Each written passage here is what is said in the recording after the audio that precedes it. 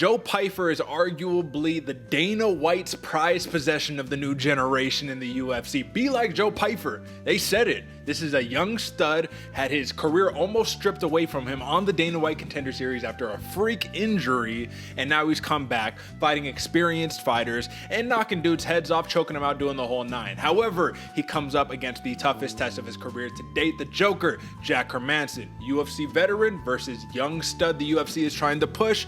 This is where things get interesting, folks. Welcome back to another episode of the Bloody Water Podcast. My name is Derick G, and we're breaking down UFC Vegas 86 here today. But we cannot do it without the other half of this program, without my co-host, the Santa Fe Bomber, the New Mexico native himself. AJ, we are at what some would like to call an inflection point right here. This is when things start shaking up, things start getting for real. And hey, the Joker, he's had his time and he's trying to play gatekeeper. What are your thoughts about this main event? Are the implications truly as high as I'm making them out to be, or is this just another run-of-the-mill fight night? Oh, absolutely. The stakes are high for this one, Derick. You got a guy coming in with all the heat, all the push from Uncle Dana, coming to take your spot. I think Jack Hermansson's feeling the pressure. This is going to be a very, very fun fight weekend.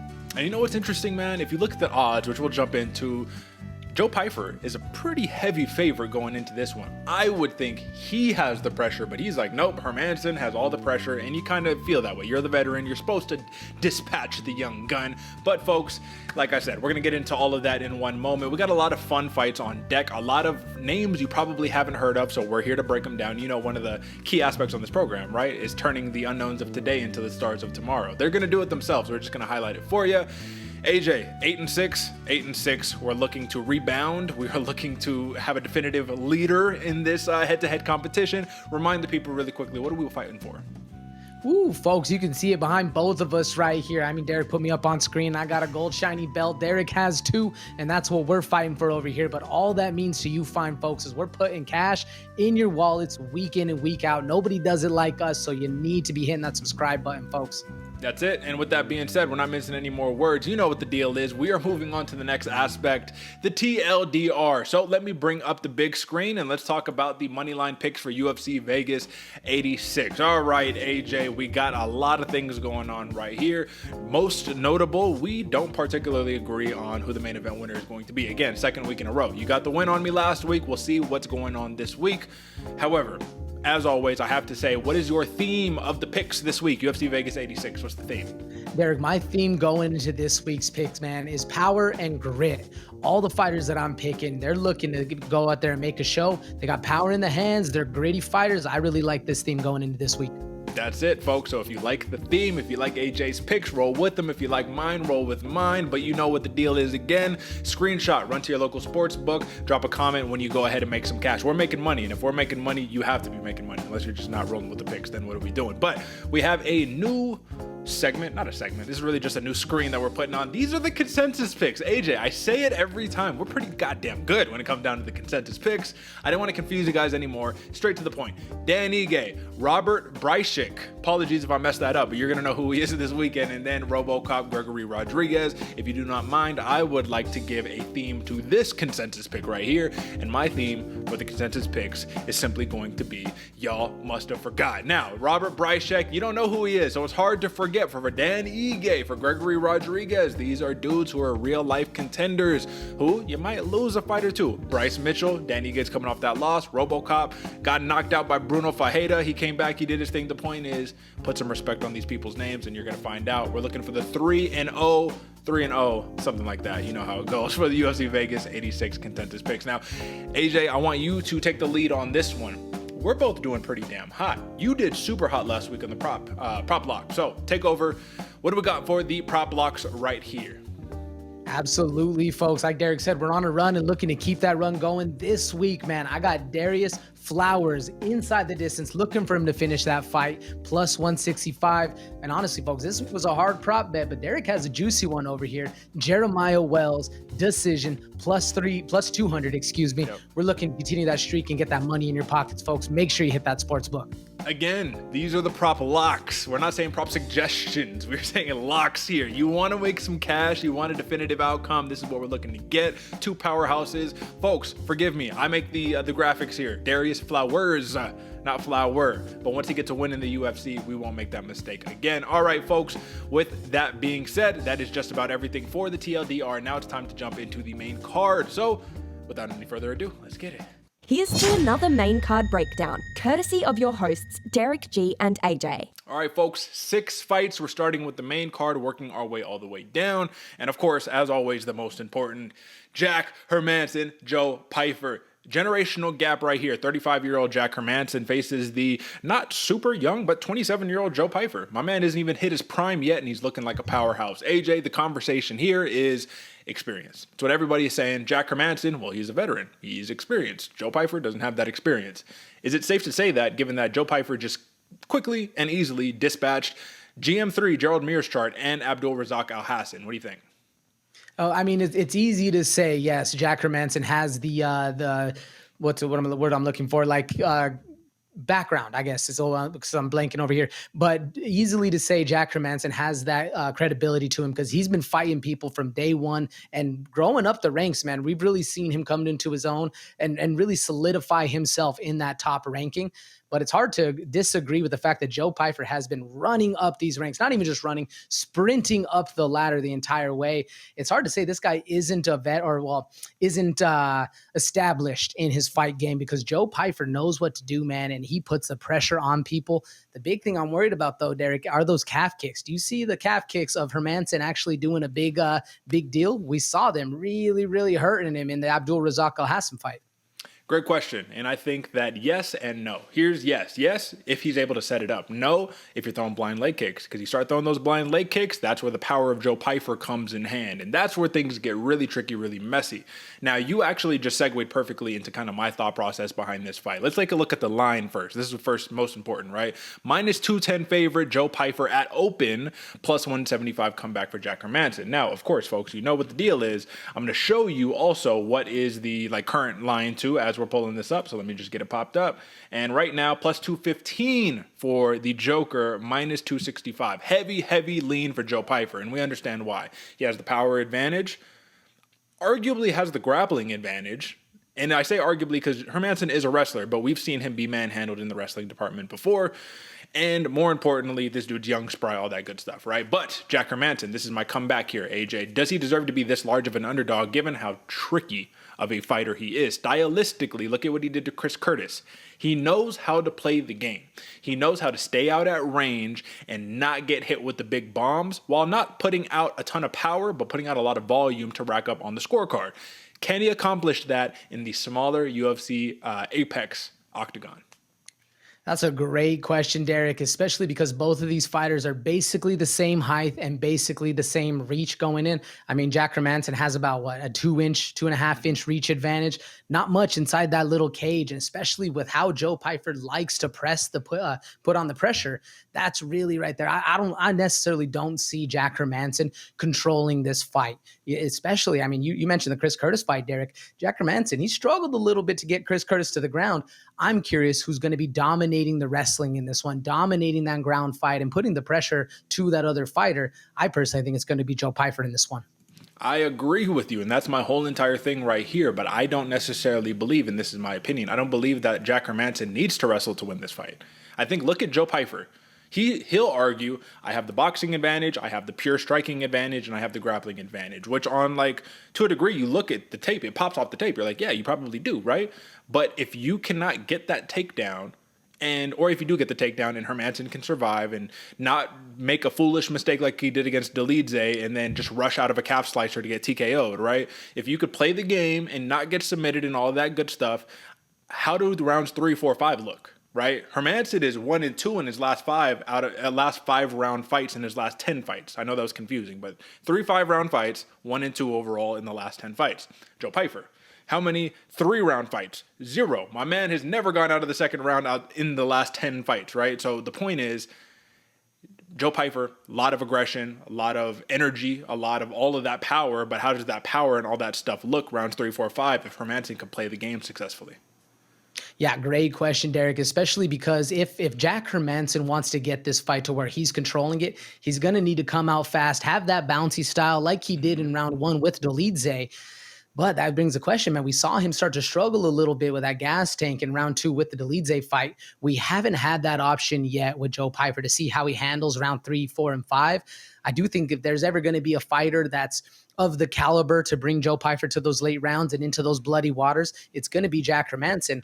I personally think I like the speed of Hermansson a little bit better once those rounds get going. My question is the gas tank, though.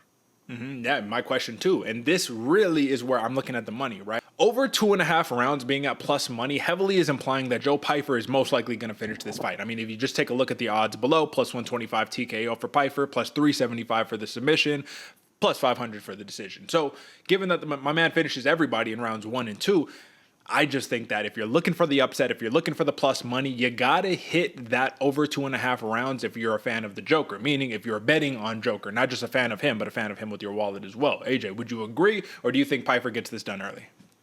No, oh, absolutely, Derek. If you're looking for the distance, if you're looking for that fighter, I do think Hermansson has to do it. Even though we were talking about the gas tank before, hopefully he learns from his past fight with Dolidze. But if you're looking for that finish, I agree with the odds makers, man. I'm looking at that plus 125 TKO plus money for Joe Pyfer on a finish when he's been finishing damn near everybody. I really like that, and I can see it happening early. Now, last thing that I have on here before we move on is that if you look at the strength of schedule for Jack Hermansson, you might say 35 years old, been out for a year. This is not looking good. And like intangibles, no, it's not looking good. But if you look at the people that he's fought, Roman Dolidze, Chris Curtis, Sean Strickland, Edmund Shabazian, Marvin Vettori, Kelvin Gastelum, Jared Cannonier, Jacare Souza, David Branch, GM3, 2018 GM3, not 2023 GM3. You know what I'm saying? Strength of schedule in comparison to Joe Pyfer's, it's in a different stratosphere, correct? Oh, absolutely. I mean, they both fought GM3, but like you said, Derek, not 2023 GM3 like Joe Pyfer fought. No, this is going to be definitely one of the hardest tests Joe Pyfer's seen. I'm very excited to see how he steps up to the plate. That's it, folks. So if you're chasing the value, if you're chasing the UFC veteranship, then you're rocking with Jack Hermansson. But of course, if you're looking for the young stud who's bulldozing everybody and you're looking for an early finish, Joe Pyfer. Where I draw the line here is I say if you're not looking to bet on either one of these fighters, I really do think there is something in that plus 2.5 rounds. This is a 5-round fight, folks. It's not 3 rounds. Just keep that in mind. That's all that we have on the main event. Now, let's move on to the co-main event. $50K, Dan Ige versus Andre Touchy Fili. AJ, short notice matchup. This is what I should say. Dan Ige originally slated to fight Lerone Murphy. Very crafty, technical fighter, right? Has good takedown defense, the whole 9. Steps in Andre Fili. He says, I just got a knockout, bro. I'm looking for another one. Different. I don't know, not too different for Dan Ige. He's always fighting the taller, longer guy. Andre Fili is that taller, longer guy. This is the one difference, though, man. Andre Fili he's a bigger veteran than Dan Ige, man. He's been in the game longer, and it feels like the Touchy Fili resurgence is coming around right here, but it always feels that way when you're coming off of a big knockout. Can Andre Fili use the height and the reach advantage to be able to dispatch Dan Ige in this fight, or are we going to go to another close split decision type situation that Fili always finds himself in? Oh, absolutely. Fili can get this done at range, man. Being that longer fighter and the way that Fili's striking comes in A to B nice and quick, man. If Dan Ige is looking to put that pressure on, put that power that we all know is in those 50K hands, that could be his downfall because he needs to get inside that distance to really put a hurt into Fili. And Fili, like you said, Derek, is a veteran, knows the game, knows how to cut angles, and knows how to use that momentum to stay away. I like Fili when he's fighting smart and fighting at distance. The question is, though, Fili's a dog, Derek, and is he going to be able to stop himself from getting into that chaos that we've seen Fili get into and kind of lose the momentum of the fight? Because if this gets going into chaotic situations, I really like Dan Ige in this fight. That's right, and Dan Ige also has a solid chin, not afraid to stand in the pocket and bang. It's really a matter of, is Fili going to play it smart, keep it at distance, and play the game, or like you said, man, be a dog and just get into a dogfight? Who do you like better in a dogfight? Ooh, that's a good question. At the moment, Derek, I'm going to instantly say Dan Ige just because that's what pops in my head. But folks, you cannot sleep on the fact that Andre Fili is an absolute dog in there. Like Derek said, been doing it for longer. Fought the who's who, has strength and power and speed in his hands. I'm still going with Ige, though. Folks, the line has moved just slightly from the open minus 180 favorite for Dan Ige at open, plus 150 comeback for Fili. We're looking at minus 170 and plus 140 right here. So the line really hasn't moved. Where are we finding value at in this one? If you're an Andre Fili fan, I have to say you have to take a look at that plus 300 decision and say, odds are if this is a close one and it goes to a split decision, Andre Fili has been notoriously, I don't want to say lucky, but has had good fortune in split decision. So it's something to definitely think about. AJ, what are the odds that this gets mixed up to where a takedown or two are the defining factors of the fight? And if the takedown happens, what camp is it coming from? Yeah, Derek. I mean, the odds are pretty high, especially once the action gets going, once the fist gets flying. I could actually see both of these fighters shooting for the takedown. I want to say instantly Fili once he feels the power of Dan Ige, but the same thing can happen on the other side, especially, I mean, in at least in the last couple of fights, Fili's been the one that's been knocked out. I mean, the Joe Anderson Brito knockout back in 2022 was big, but we've seen him resurge from that, have that good chin. I think if a shot happens, I'm still going Fili, man. I'm curious, though. Who do you think dominates the ground game if it gets there? You know, I think with the length of Fili, he might be able to really put something on, man. He's just tall, long, and lanky. You know what I mean? You're able to cover a lot of distance in the grappling department when you have those skill sets.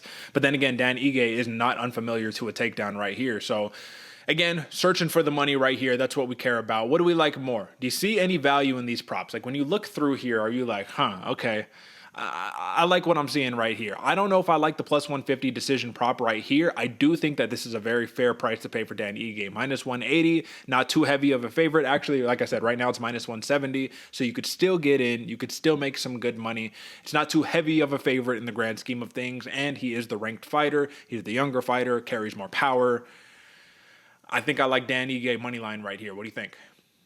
Dan Ige money line at minus 170, Derek. I actually like that a lot better than the plus 150 TK, or excuse me, plus 150 decision, because I could see that going for Fili. I mean, if you're looking for plus money, that only makes sense, that plus 265 TKO. But I'm with you, Derek. I don't really see a lot of emphasis going there for either of these fighters willing to put themselves in that kind of dangerous situation, especially at the level they're at right now. I see this more as an intellectual fight. I'm with you, man. I'm rocking that minus 170 money line. And when I was really searching for some juice and I was looking at the over and under, 2.5, minus 185 for the over, plus 155 for the under. Maybe throw it in a parlay for the over, but I don't see a lot of juice right there. Do you have any take on that, or you agree? No, I'm with you, man. I don't see too much juice. I mean, if you're Fili better, though, I do like the money there. There we go. All right. Well, this is the Bloody Water Podcast consensus pick. We are rocking with Dan 50K Ige for the victory money line. Let's rock it. All right. Moving right on along. This is a fun one, AJ. Robert Bryczek. I believe that's how you say the name, at least in the octagon, not the UFC octagon, but like Russian octagon, right? At least that's kind of how they're pronouncing it. This guy is a stud, AJ. I have to start off, man. Like, oh my goodness, UFC debut, and they give you Ihor Potieria. Apologies, but my man is also very, very talented and very good. Here's the question. You have a demolisher in Bryczek, man, where if you take a look here, we have to do it justice. We have to, right? Let's take a look really quickly, AJ, and we're going to bring it up on the big screen. There we go. All right. Let's look at Robert Bryczek. And let's just look at the damage. 17-5, right? So you're like, not a spectacular record, but you like the record. You're satisfied with it. It looks like a fucking Greek god chiseled out of stone, out of marble. And then you scroll down and you say, okay, last fight, knockout, 56 seconds. Before, first round knockout, 2.5 minutes. A minute and a half, knockout. Another knockout, 2 minutes. Another knockout, 17 seconds. My man is on a hell of a streak. Lost a decision, got knocked out himself, but every time he's starching people. So basically 2019 came around and he says, I'm tired of decisioning people. Everyone's going to sleep now. That's what we have on our hands right here. And when you watch it, AJ, this is the scary part. When you watch Robert Bryczek fight, his athleticism pops off the page. You're like, this dude is fast, he is sharp, he is slick. But can he put that same thing on an experienced veteran like Ihor, who is a slickster, bro? This dude is very slick. And one notable note about Bryczek that people say all the time is he's a crusher moving forward, but you get him moving backwards and everything falls apart. So what do you think here, AJ? Interesting matchup. Oh, very interesting matchup right here, Derek, especially because Potieria, his back's against the wall, man. Rough start going into the UFC. I mean, you get the dub on Shogun Hua. Yeah, it works. But, and this guy, he really needs that breakout moment for Ihor to get his name in the limelight, and keep this thing going. And like you said, man, Bryczek is an absolute wild man. Going into his UFC debut, there's going to be a lot of energy. There's going to be that craziness right from the jump. This one just gets me excited because, yeah, like you said, the power that Bryczek has is going to be crazy. But the slickster that is Potieria, man, he keeps his hands low, his head moving, makes for a dangerous situation, but makes for a very, very fun fight. And that's why I like this one, man. The striking of Potieria looks good. The question, though, you said it there, Derek, where if Bryczek is fighting off his back foot, he struggles a little bit. Can Potieria actually dominate this fight with that slickster mentality? Because he's a little bit more of a counter striker, or at least I would say. What do you think? Can Potieria dominate on the front foot in this fight? I've played this out many times in my head, and the thing about Poteria's style is that you're right. He's the slickster. Slicksters oftentimes don't want to walk you down and just kind of put the meat mallets on you, right? Can he put his hands down and evade punches with the heat Bryczek is throwing? I don't know, because it's one shot is literally all it takes. You look at this dude's records. He's an absolute killer in the octagon, but now he's in the UFC octagon, and it's different when the lights are on, the cameras are there, hundreds of thousands of crowds. They're fighting in the Apex, so not hundreds of thousands, excuse me. But either way, I don't know, Derek. It's an interesting one because Potieria has a way to actually get this thing done. And going back to the odds with Bryczek, you would think you get a minus money on there. He's probably the favorite going into this fight, but it just goes into that unknown. How does Bryczek really get to this fight? How does he control or dominate the octagon? I was honestly expecting him to be the favorite just off of recency bias. I can see why Potieria is, but I'm just as confused as the odds makers, Derek. He has to do the same thing that Rodolfo Bellato did to Potieria, which is literally just dominate the center of the cage, walk him down, and say, all right, let's go. Now, you'll see one noticeable difference between Bellato and between Bryczek, and I even think between Potieria. I think Bryczek is faster than all these guys. I'm pretty positive that he moved up from welterweights to middleweight, which is why he has that speed. It was one of his last fights. He fought a dude who was like a light heavyweight or a heavyweight who moved down to middleweight, and he still looked like the bigger guy. All I'm saying right here is if this ends in the first or second round, I am smashing, like major hammer, Thor's hammer. I am smashing Robert Bryczek minus 145 TKO. We're not touching that. There's so much value in the money line. It doesn't make sense not to take the money line. We're smashing that all day. If this fight goes after 2 rounds, all right, AJ, you got me. We might have jacked up. Like, that's thought process while we're watching it. So, folks, very risky one. I would urge you, this game is not for the faint of heart. If you don't got the cojones to drop the bet, stay away. But if you're feeling confident in the knockout artists like Bryczek and a back against the wall Potieria, I just say, listen, man, when you're back against the wall, you make decisions you might not make otherwise. And Bryczek, I think, will capitalize with the TKO. So that's my pick. What do you think? 100%. I'm with you, Derek. I love that. Plus 135 money line coming for Bryczek. He might be unknown now, folks, but pay attention. He might even get the sleep. He might even get the TKO, and that minus 145 might hit, but there's too much juice in that money line right there. That's right. And then the last piece that we have right here, over and under 1.5 rounds, it's plus 200 for the over, minus 260 for the under. So if you're a Potieria backer, better, or you just simply think Bryczek won't be able to get him out of there, smash over 1.5 rounds. What are we talking about right here?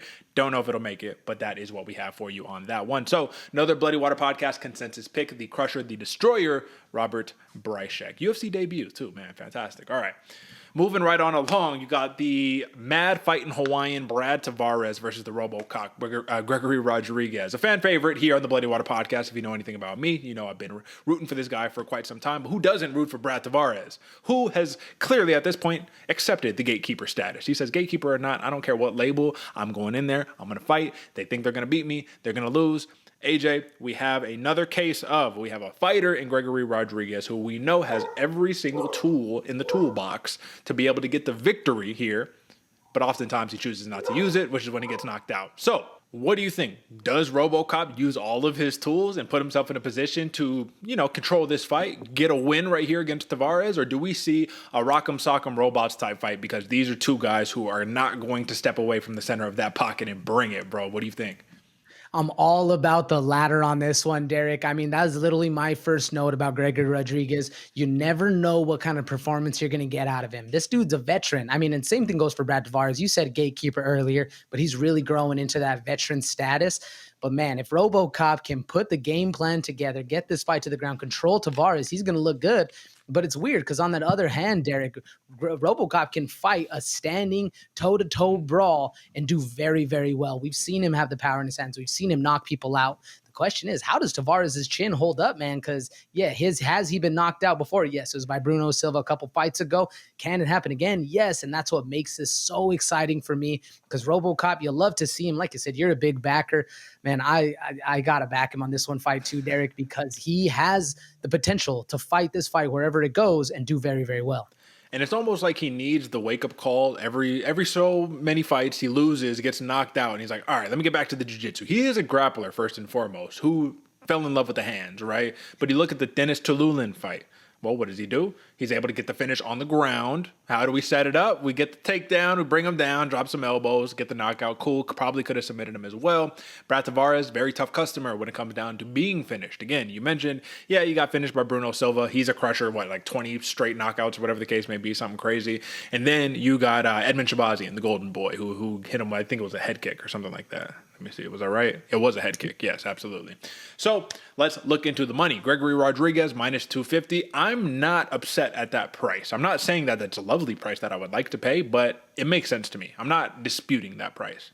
So when I say, all right, I like the price, I don't really like taking a shot on the underdog Brad Tavares here at plus 205, but I want to talk about these props right here. Rodrigues could knock him out. He could submit him. Really interesting. Plus 850 for the submission. Given that Brad Tavares, don't believe he has been submitted in his last 10 fights. Nope, doesn't look like it. So what prop do you like right here, man? Do you like a decision? Is Tavares tough enough to be able to go to a decision with RoboCop? Because if he does, it better be a war like the Chidi and Jaquani fight or something like that. I mean, is Tavares tough enough to go the distance? Absolutely, Derek. There's no doubt in the Hawaiian heart right there.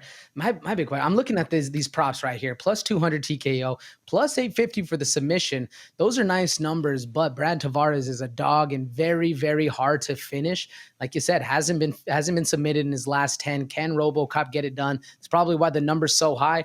I actually, Derek, like that plus 160 decision just because both of these guys are very, very stubborn in getting finished. You know what I'm saying? Like, these guys do not want to go there. They're willing to play the game, but also, they could put together a sleeper of a fight where we just see them kind of feeling each other out. I don't think it's going to go that way, but I do like the decision right here. Do we smash that plus 160 decision prop for Gregory Rodrigues? That's a Bloody Water Podcast consensus pick right there, because I'm taking a look at the over and under, minus 140 for over 2.5 rounds, via the odds makers. So when we're looking for some juice, plus 160 for a decision versus minus money for 2.5 rounds, I think that I'm heavily inclined. I might have to take a play on that. What do you think?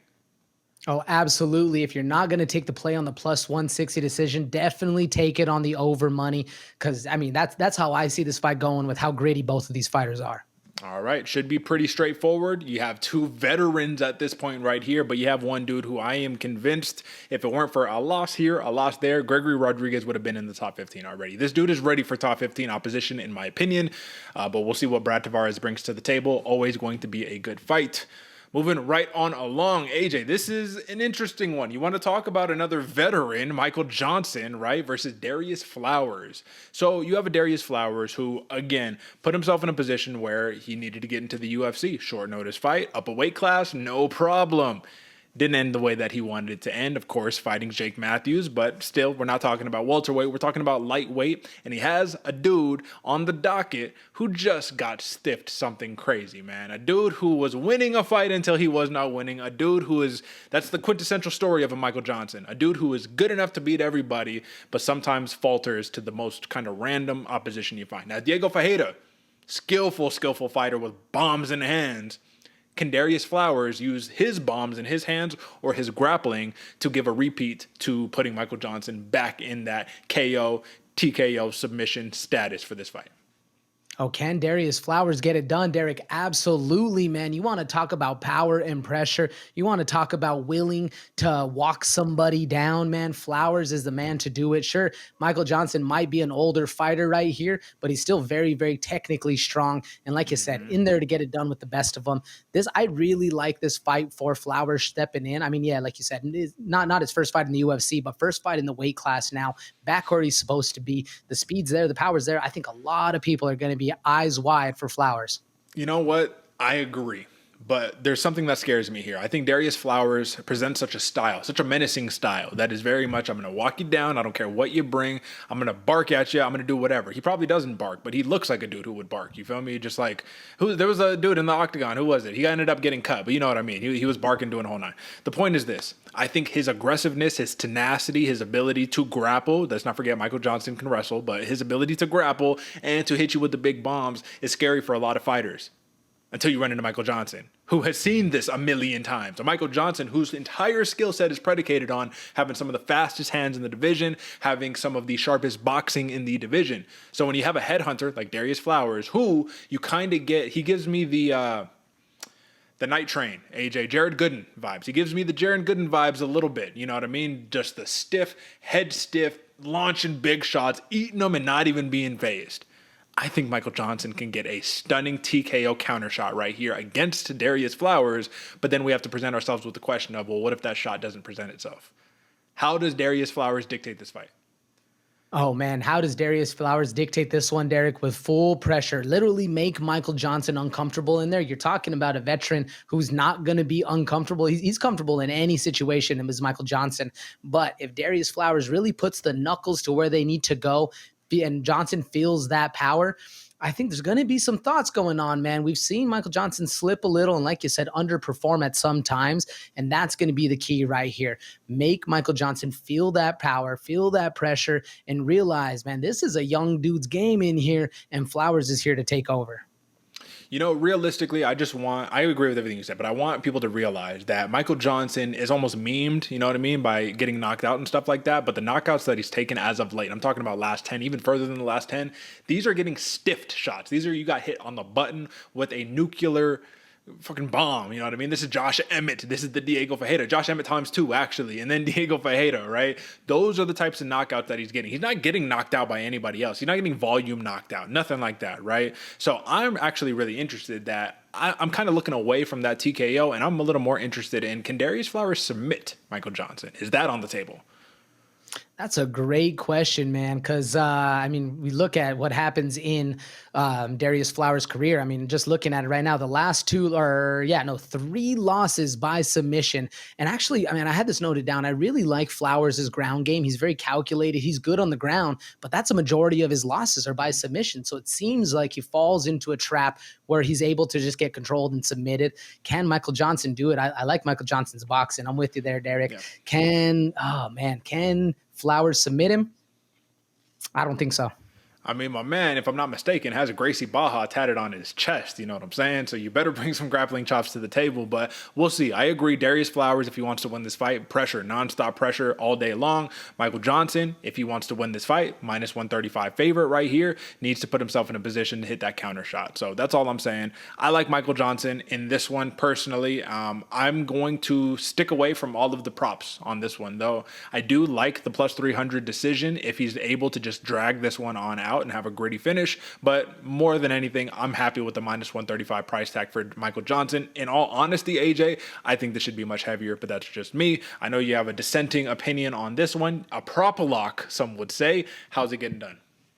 A prop lock, you said it best, Derek. You talked about the submission right there. Could it happen? Possibly. I don't really think so. I really like that plus 225 TKO. But either way, folks, I'm rolling with the prop lock here. I think Darius Flowers is going to get this fight done inside the distance, and that's right there is going to be where you're making your money. I mean, either way, if you're a Flowers bettor, there's plus money all on the board, so choose what you want. But like I said, prop lock it in.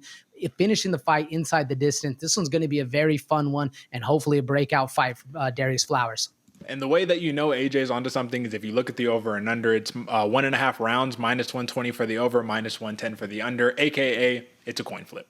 So with that being said, dissenting opinions on this one, folks, but let's move right on along to the opening bout of the night. A rebooking. We love a rebooking because we already broke this down and because we already have familiarized ourselves with this matchup. Now, AJ, revisionist history, we broke it down. I'm pretty sure we recorded an episode on it. And somehow, miraculously, our picks have swapped, right? So originally, the pick was I went Armen Petrosyan, you went Rodolfo Vieira. What has changed since the original booking that has made us both flip? I'll start off by letting you know I always felt hesitant about the Petrosyan pick. I thought Vieira, maybe with the grappling, might be able to just control the fight, stifle the striker. And now that I picked Vieira, I'm just like, what if he can't take him down? What if Petrosyan just sticks on the feet and puts it on him? So this is very much still a coin toss. There we go for me. But what has changed since we first broke this down for you? You're right, Derick. It is a coin toss, and I'm glad you brought it up that we flip picks right here because I agree with you. If Vieira is at his best and he's able to get this fight to the ground, he can control it. He can finish this fight. But to that same point, man, Petrosyan's good on the ground. He's good at avoiding things, and I like him because of his speed. And that right there is what flipped it for me. I see Petrosyan using his angles, using the lack of, I don't want to say gas tank because we've seen Vieira do well, but he's also suffered at the end of the fight. I can see Petrosyan putting the pressure on early, maintaining that distance, and making Vieira just chase him around the octagon while he's peppering him up with shots. That's why I changed, man, purely on the striking. I think it's going to happen. We'll see, though, because like you said, Derick, this one is a coin toss. That's right. 15 minutes of pure agony for Rodolfo Vieira if he wants to win this fight, in my opinion, because I think that the takedown is going to be hard to come. Petrosyan knows that he wants the takedown, and if he could stay at range, use his kicks, use his Muay Thai, and put him in a position to secure that plus 250 TKO prop, it's on the table right there, bro. Let's look at these odds. Minus 120 open for Vieira, plus 100 comeback for Petrosyan. And if I'm taking a look at the live odds right now, minus 115 Vieira, minus 115 Vieira, minus 105 Petrosyan. This is a coin toss. This is just toss it up and see who wins. Now, the one difference that we need to harp on, this is important, but we know that these scoring criteria has changed. Damage scores. Control no longer scores. That hurts Rodolfo Vieira because he's not the most active person once he starts controlling you on the ground. He will move from position to position and almost treat it like a jiu-jitsu match, which is good, but it's not scoring any points unless you're finishing or ground and pound. Armen Petrosyan, though, you cut him on the feet. Doesn't matter if he gets taken down. You win the round. Were you factoring that in when you went for this pick flip, the swap of picks, or were you just like, nah, through and through, I like Petrosyan here? No, I was considering it, Derick, especially because, like you said, the lack of output, the struggle that Vieira is going to have to go through to actually get this fight won and on his terms. That's why I really like Petrosyan in this one. All right, so taking a look at the props just to kind of round this out. If you're a Rodolfo Vieira better, there's going to be two props that you want to hit on. It's a plus 155 submission right there, or it's the plus 500 decision. Those are really your only two options. I'm not sure if he will be able to get the submission, which is a crazy thing when you're talking about Rodolfo Vieira, one of the most accredited, accomplished jiu-jitsu practitioners there is today in mixed martial arts. But if you look at Armen Petrosyan, last two losses, one by decision, one by knockout. My man does not get submitted very often, but then again, he fought Gregory Rodrigues. That was a split decision. He didn't use the grappling, let's not forget. Fought Caio Bajallo, got decisioned right there. If Rodolfo Vieira can repeat that performance, then we might be cashing in on a plus 500 decision. But if you're a Petrosyan backer, AJ, what do you like better, the TKO at plus 250 or the plus 300 decision?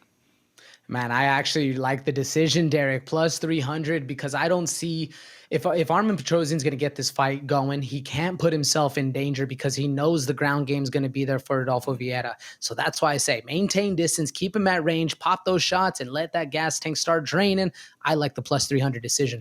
I'm going to think Petrosyan's going to need a lot of teeps to the body, a lot of body work to slow down Vieira, because the problem that I see here, and the final reason I switched my pick, is notoriously it's hard to open up and use that Muay Thai if you're scared of getting your leg caught and getting taken down. Vieira has a nasty double. He has a nasty ability to get the fight to the ground and does so pretty much every fight. With that being said, another difference of opinion, but this is a coin toss. So literally flip a coin 10 times and see who you want to win. It doesn't really matter. But if you're rocking with my pick, I'm rocking with Rodolfo Vieira, and I like the plus 500 decision prop right there. AJ, plus 300 decision, you're rolling with Petrosyan? Plus 300 decision, folks. There's plus money all along this board, but I can see that decision happening.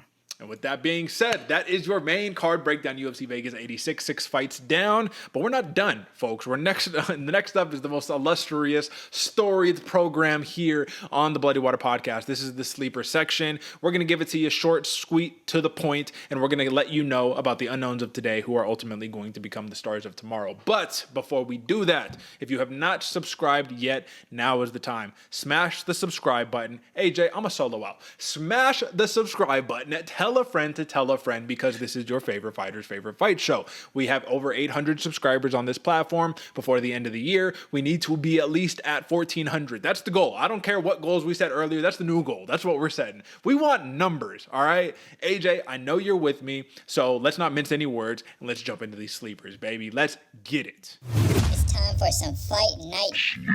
If you ain't paying attention, you're gonna sleep on me and I'm gonna wake you up. All right, folks, like I said, you know what time it is right here. AJ's going to kick us off with the first sleeper for UFC Vegas 86, and he has a good one.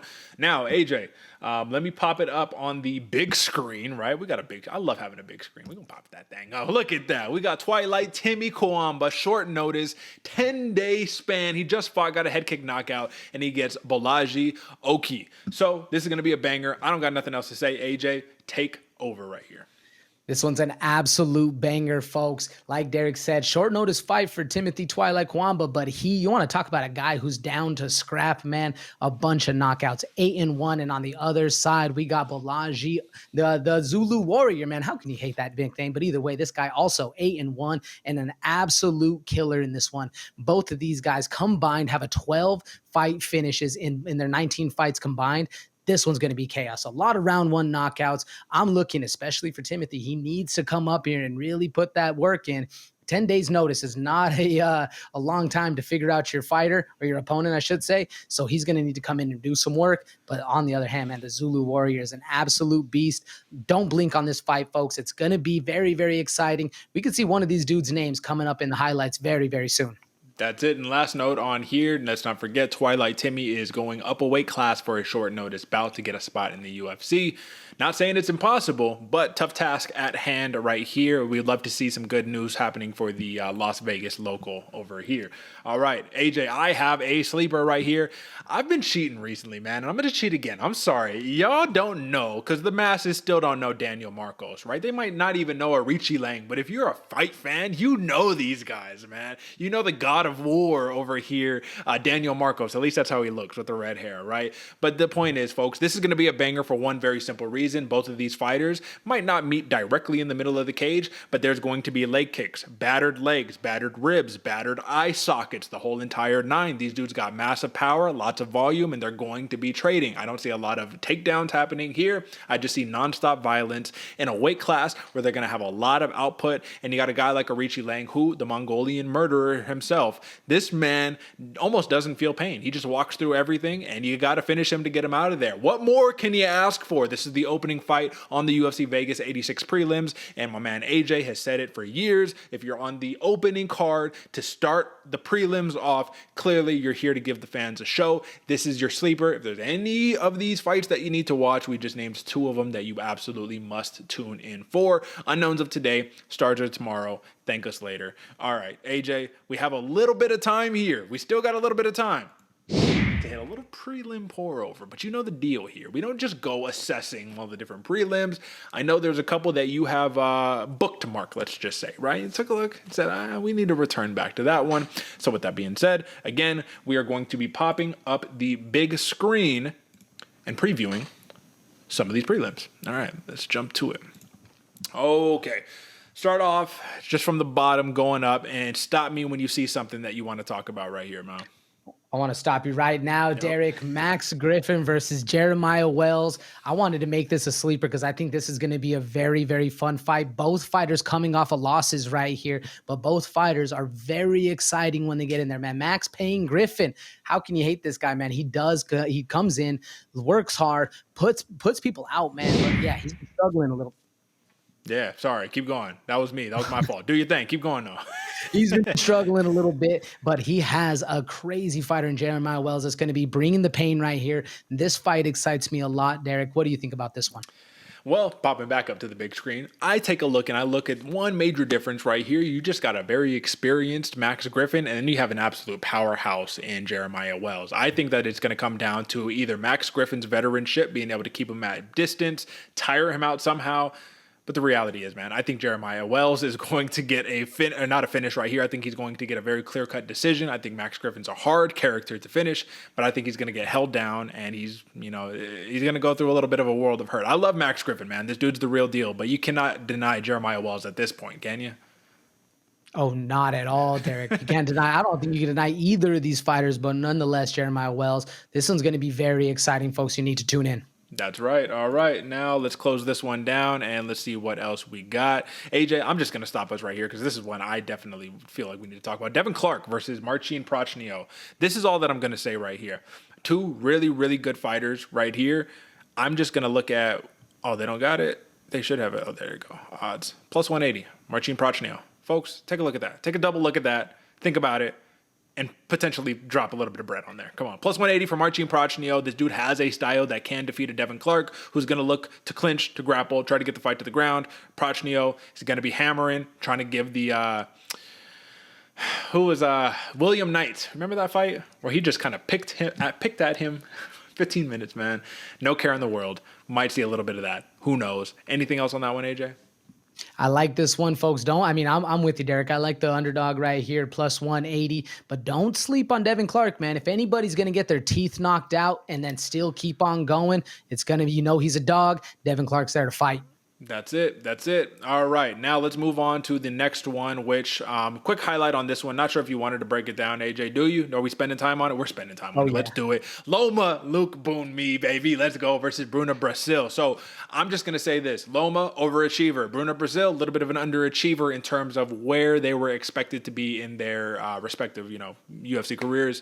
I really like Loma's Muay Thai. I like her ability to get into the clinch, even get a takedown. But Bruna Brasil, she's a technician. She's sharp. She needs to be at range, and she needs space to work. Does Loma Luke Boon Me provide her the space she needs to work in this fight? No, Derek. I think if you're talking, I'm happy we brought up this fight as well, because how can we not talk about Loma Luke Boon Me and Bruna Brasil to that exact same point? But no, Derek, I think Luma is going to put the pressure on, hurt Bruna in the fight, and really get to that place that you're talking about, overachieving. This girl has stars in her name for sure. That's right. And let me just pull this up because this is going to be the interesting factor right here. Of course, this is a 115-pound matchup right here. And if you take a look at this last fight right here, strawweight. Okay, maybe I was wrong. She's a lot bigger than Loma. That's really my whole thing. She's 5'6", dude. It showed her weight at like 127 or something like that. I don't know. The point is that she's big. Loma has to close the distance if she wants to have success here, because if you don't close the distance, she's going to be at range and she's going to pick apart. She got the crazy head kick knockout. I think it was on the Contender Series. That's what got her a lot of this hype. Lost a fight. You know how it goes. Denise Gomes, right? Just runs through people. We know how it goes. All right. We already talked about your sleeper right here. Oh, AJ, last one. This is the feature prelim. We got to mention this one. This is all I'm going to say. Trevin Giles, you already know what the deal is with this dude. Not the fastest guy in the world. Tons of power, tons of heart, can grapple, all the good stuff. This dude, Carlos Prates, I don't know how you say it, but you're going to find out after this weekend. I was just watching tape on this dude. This guy is a fucking finisher, bro. Let's look at the stature. He's 6'1", 170 pounds, but in the cage, he looks humongous against these guys, bro. And he's hitting them from range. He's hitting them with just a couple shots. He gives me MVP vibes, Michael Venom Page vibes, and I don't know why. Do you agree? Oh, yeah, especially with the way he utilizes his length and timing. I think that's where it comes a lot into. Yeah, he's not necessarily much of a showman like MVP, but he's going to bring the fight. And I think if there's ever a opponent, man, Trevin Giles is the guy to get it done in this one, man. This makes me very excited. There's a reason they're at the highlighted prelim fight right here. This one's going to be a banger. That's right, folks. And with that being said, that's a pretty comprehensive breakdown of the UFC Vegas 86 card right there. AJ, do you have any other fights that you wanted to touch on, or are we good to go? Good to go, brother. Good to go. We made it to another outro, folks. Would you look at that? All right. Well, listen, it's tied up in the head-to-head rankings right now, head-to-head scoreboard, whatever you want to call it. So that means that we're at even money. But our goal is to make you as much money as possible. So if you are sticking around, if you're still here at this point of the program, we love you. What are we talking about right here? Y'all know what time it is. AJ, take us out of here. All right, folks, like Derick said, if you made it to this point in the show, we love you. But if you haven't subscribed, shame on you, because I know right here, we're putting money in your pockets week in and week out. That's what these gold belts behind us signify. So we're doing it consistently. Nobody does it like us. Nobody does it better than us. Now the world needs to know, like Derick said, we're on our way to 1,400. Don't get left behind. All right. With that being said, we'll catch you on the flip side, folks. Catch us on Monday for the UFC Vegas 86 post show. And that's it for us. Until next time, peace.